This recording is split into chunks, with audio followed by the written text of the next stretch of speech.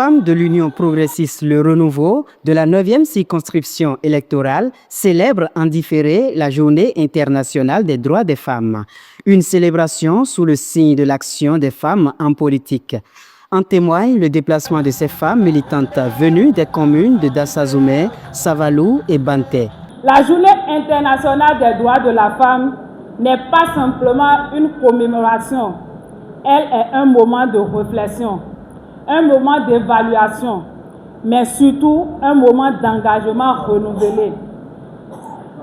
Elle nous rappelle le long chemin parcouru, mais aussi les défis qui restent à relever.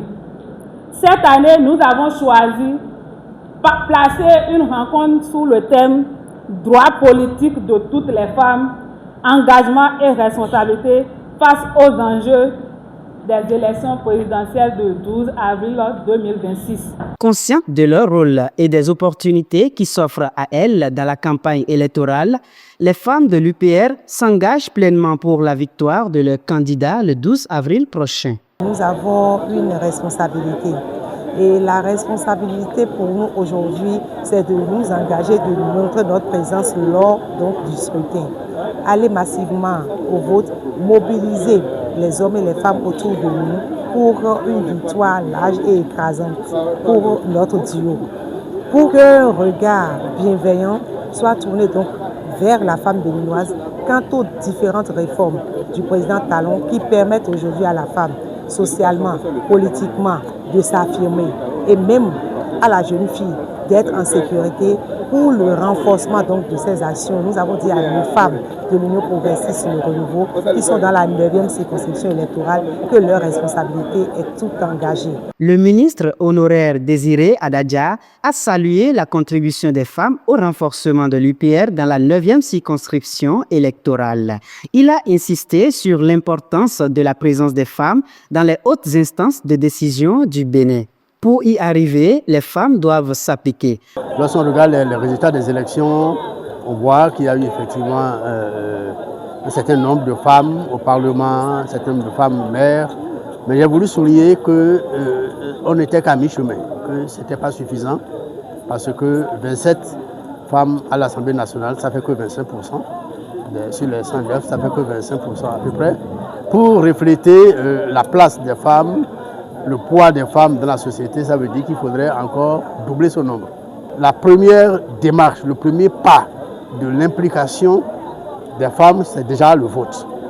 Parce que quand vous prenez conscience que le choix du responsable, le choix des politiques qui doivent s'appliquer, le choix de ceux qui doivent vous aider à régler qui doivent prendre en charge le destin du pays, vous incombe aussi que vous avez le droit, vous avez un mot à dire là-dedans, c'est déjà un grand début de prise de conscience. Et progressivement, vous allez vous-même vous apercevoir que vous-même, vous avez des pouvoirs, vous avez des droits, mais aussi des obligations et une implication plus forte de vous pour vous faire changer vos propres problèmes et votre destin.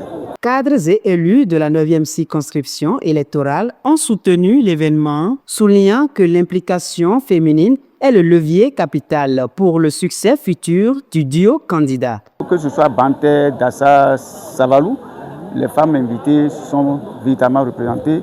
Cela nous inspire, nous dit que les femmes sont toutes disponibles pour accompagner le mouvement. Il faut noter qu'au terme de cette séance-là, nous avons abordé plusieurs sujets et de façon particulière, on a rappelé qu'à l'Assemblée nationale, il y a une représentation des femmes grâce au vote par le Parlement du texte qui consacre cela.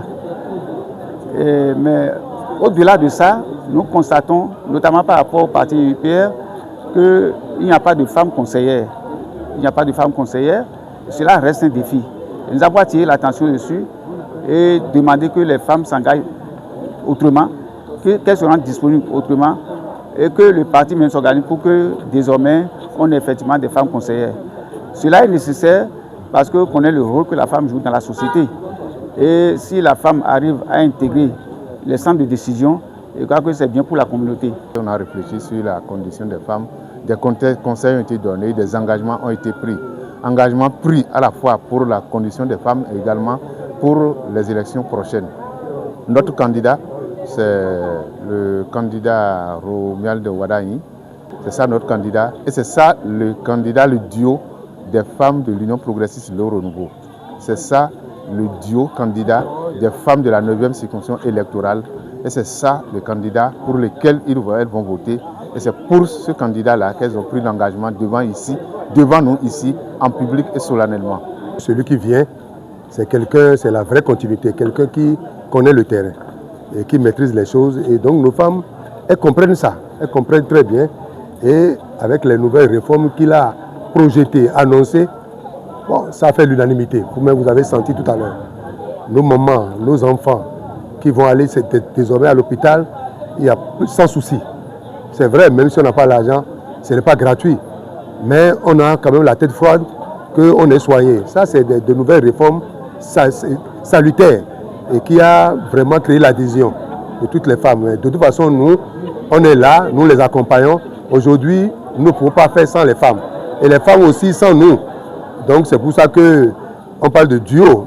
Si le président Talon a amené le duo, c'est pour cause. On parle de duo, Wada Ibena, Wada Italata. Donc nous sommes maintenant avec les femmes et les femmes sont avec nous. La bataille est lancée. Les femmes sillonneront quartiers et hameaux pour mobiliser. Leur mission d'ici le scrutin est de garantir une participation record, gage d'une victoire éclatante pour Wadaïn Talata.